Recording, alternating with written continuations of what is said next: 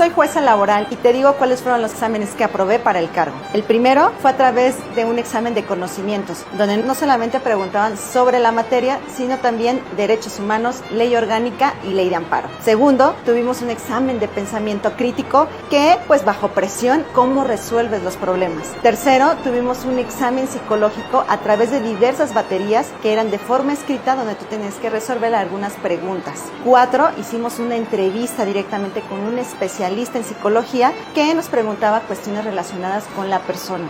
Y finalmente, el más importante, que era ante un sínodo, un examen oral donde tenías que resolver un problema que te planteaban en ese momento y una serie de preguntas que te hacían esos especialistas. Esto con la finalidad de que siempre lleguen los mejores perfiles a dichos cargos. Este 1 de junio, vota en la boleta verde el número 06.